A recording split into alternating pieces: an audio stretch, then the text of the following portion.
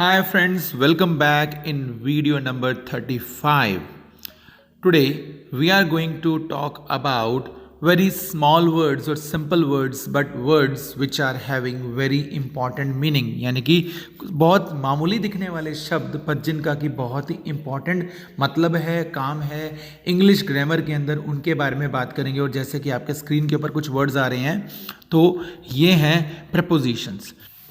दोस्तों, हालांकि प्रपोजिशन के बारे में मैंने कुछ जानकारी आपको वीडियो नंबर 27 में भी दी थी, जहां की मैंने आपको बताया था कि हम सेंटेंसेस के साथ और जानकारी जोड़ने के लिए और बहुत कुछ इस्तेमाल करते हैं। तो आप उस वीडियो को भी देख सकते हैं और ये आपके स्क्रीन पे ऊपर लिंक आ रहा है। तो प्रपोजिशंस यानी कि आप ये मतलब ले लीजिए कि ये सीमेंट का काम करते हैं। जैसे कि सीमेंट जोड़ देता है सब कुछ, उसी तरह से ही हमारे सेंटेंसेस में ये जानकारी को जोड़ने का काम करते हैं। अब जैसे कि पहला सेंटेंस है I am resident of city Kotkapura. तो वैसे देखा जाए आई एम रेजिडेंट ऑफ ये एक अपने आप में पूरा मीनिंगफुल सेंटेंस है। तो ऑफ लगने से मैंने बताया मैं सिटी कोटकपूरे का रहने वाला हूं, यानी कि ऑफ काके की। अब इसी तरह से ही आई टीच इंग्लिश, मैं इंग्लिश पढ़ाता हूं, ये अपने आप में एक पूरा सेंटेंस है। अब इसके साथ मैंने जानकारी जोड़ी टू स्टूडेंट्स, मैं इंग्लिश स्टूडेंट्स को सिखाता हूं। आगे नोटबुक्स आर चेक्ड, ये अपने आप में फिर दोबारा एक पूरा सेंटेंस है। Notebooks are checked, notebooks check होती हैं इन इवनिंग। अब इन लगने से मैंने टाइम की जानकारी जोड़ दी कि शाम को। तो एक ये एग्जाम्पल आपके सामने और मैं डाल रहा हूं। अब मान लीजिए एक बहुत सिंपल सेंटेंस मैं बनाता हूं आई गो। अब इसके साथ मैं और जानकारी जोड़ता हूं to market with my friend on Sunday to purchase grocery for family members, यानी कि मैं जाता हूं ये अपने आप में एक पूरा कंप्लीट सेंटेंस है। मार्केट को अपने दोस्त के साथ, एतवार को ग्रॉसरी खरीदने को अपने परिवार के लिए। तो अब मेरा ख्याल है कि आपको प्रपोजिशन का सेंटेंस में क्या रोल है आपको ये समझ आ चुका है। अब हम आगे चलते हैं। इसे प्रपोजिशन इस करके भी कहा जाता है क्योंकि इसको हम अपने सेंटेंसेस में नाउन्स या प्रोनाउन से पहले इस्तेमाल करते हैं। प्रीपोजिशन। अब अगर आप अब तक दिए गए सेंटेंसेस पे फिर से निगाह अगर आप फेरें तो आपको पता लगेगा कि हर सेंटेंस के अंदर हमने प्रपोजिशन के बाद नाउन या प्रोनाउन को सेंटेंस में जोड़ा है, राइट। तो आई होप आपको अब जो रूल नंबर 1 इसका समझ आ चुका है। अब रूल नंबर 2 के हम बारे में बात करते हैं।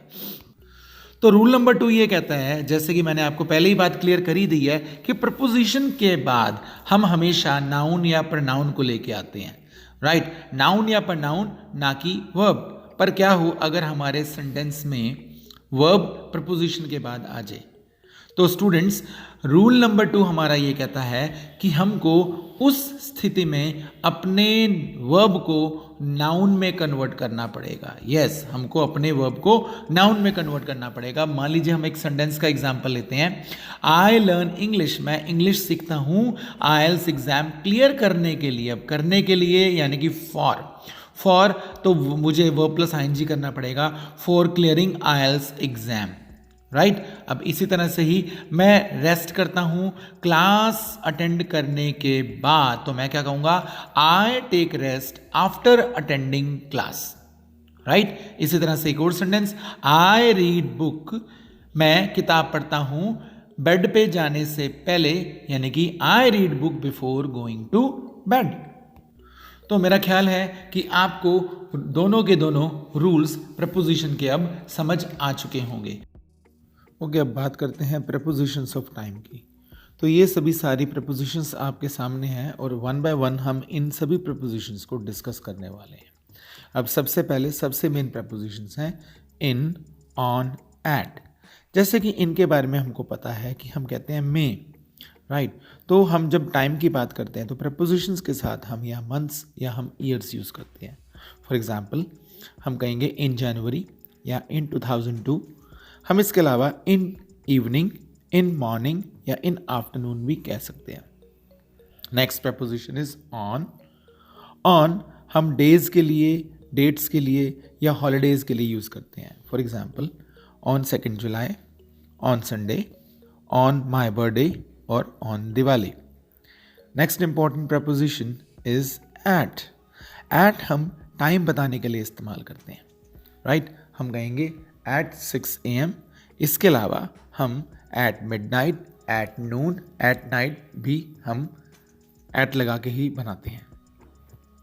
इसके अलावा मिड डे, मिड नाइट और नाइट के लिए भी हम एट ही इस्तेमाल करते हैं। फिर फर्दर हम कुछ और प्रपोजिशन ऑफ टाइम्स के बारे में बात करेंगे जो कि हम परफेक्ट कॉन्टिन्यूस टेंसेस में इस्तेमाल करते हैं, और हालांकि इसके बारे में जिक्र मैंने परफेक्ट कॉन्टिन्यूस वाले वीडियो में भी किया है, जैसे कि फॉर, फ्रॉम, सिंस।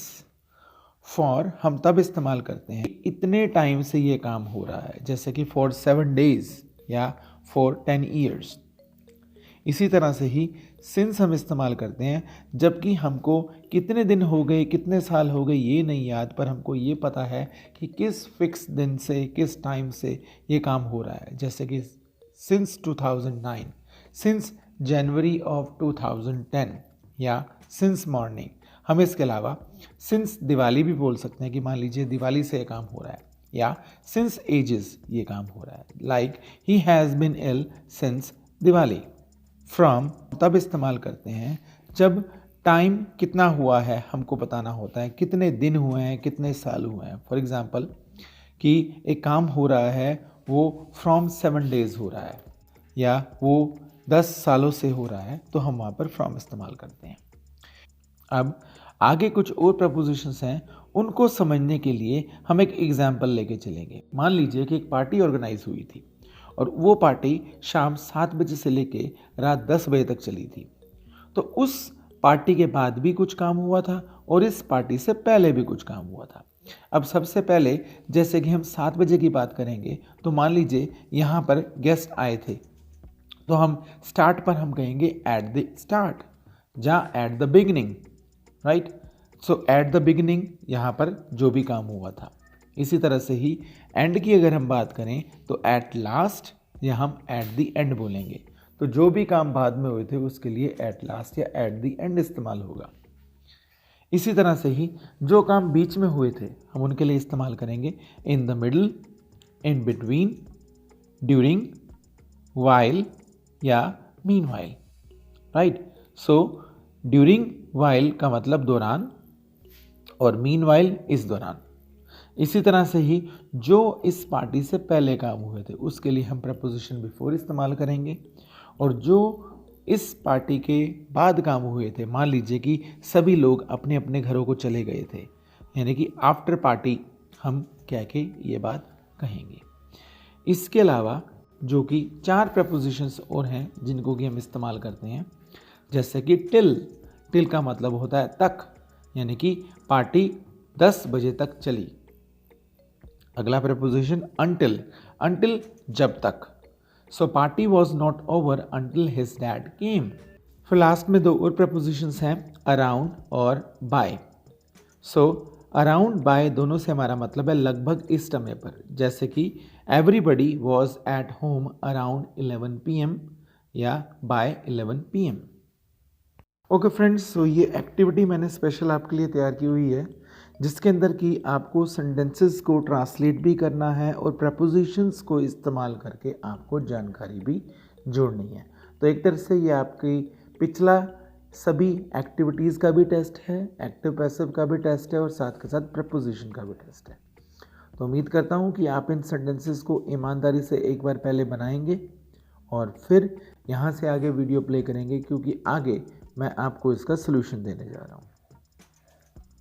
ओके, सो उम्मीद है कि आपने इसको एक बार ईमानदारी से सॉल्व कर लिया है। सो सेंटेंस नंबर 1, पिछले महीने 10 तारीख को मेरे दोस्त का जन्मदिन था।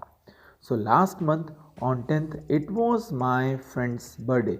मेरे दोस्त का जन्मदिन था तो मैं लिखूंगा it was my friends birthday. Next sentence, मेरा दोस्त पिछले 5 सालों से अपना जन्मदिन अनाथ आश्रम में सेवा करके मना रहा है। ओके, सो ये बनेगा my friend has been celebrating his birthday for last 5 years in orphanage by serving.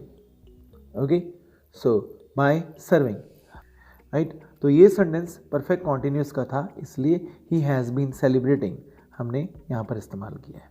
Next sentence, उस दिन के लिए उसने स्पेशल खाना तैयार करवाया था, यानी कि उस दिन के लिए for that day he got special food made. Got special food made, ये पैसिव की ग्रामर हमने इस्तेमाल की क्योंकि उसने खुद तैयार नहीं किया था, उसने तैयार करवाया था। राइट, नेक्स्ट सेंटेंस, हालांकि बचपन से वो अपना जन्मदिन घर पे केक काट कर मना रहा था, यानी कि हालांकि, हाउएवर हम कंट्रास्टिंग कनेक्टर यूज करेंगे। अब बचपन से यानी कि सिंस चाइल्डहुड वो अपना जन्मदिन केक काट के मना रहा था, यानी कि अब वो नहीं मना रहा, यानी कि इसको पास्ट परफेक्ट कॉन्टिन्यूस में हम कहेंगे he had been celebrating his birthday at home by cutting cakes. तो यहाँ पर हमने 3 प्रपोजिशंस यूज किए, सिंस, एट और बाय। नेक्स्ट, बर्थडे सेलिब्रेशन की शुरुआत में उसने केक सभी बच्चों के साथ काटा। राइट, सो बर्थडे सेलिब्रेशन की शुरुआत में हम कहेंगे at the start of birthday celebration. अब बाकी की बात हमने पास्ट टेंस में कहनी है, सो हम कहेंगे he cut cake with all children. Right, तो पहला जो हमारा फ्रेजल प्रपोजिशन रहेगा एट द स्टार्ट और दूसरा विद, यानी कि विद ऑल चिल्ड्रन, सभी बच्चों के साथ। नेक्स्ट सेंटेंस, इस दौरान डांस का भी अरेंजमेंट था। अब इस दौरान के लिए हम इस्तेमाल करेंगे meanwhile there was an arrangement of dance. Next, program के आखिर में म्यूजिकल चेयर्स गेम खेली गई थी। और आखिर में हम कहेंगे at the end of program musical chairs game was played. Right, next sentence, celebration के बाद उसने सभी को रिटर्न गिफ्ट दिए। अब सेलिब्रेशन के बाद बनेगा after celebration he gave return gifts to all. Next, लगभग 2 बजे लंच सर्व किया गया था। अब लगभग 2 बजे के लिए हम कहेंगे बाय 2 और लंच सर्व किया गया था, ये हमारा पैसिव सेंटेंस बनेगा लंच वॉज सर्व्ड।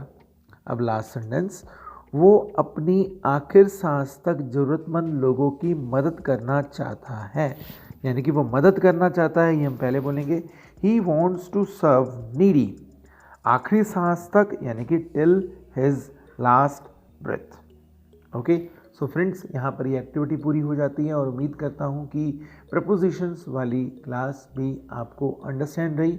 अगले पार्ट में हम प्रपोजिशन ऑफ प्लेस के बारे में बात करेंगे। Okay, bye friends, this is Praveen Khanna signing off. We will meet in next video.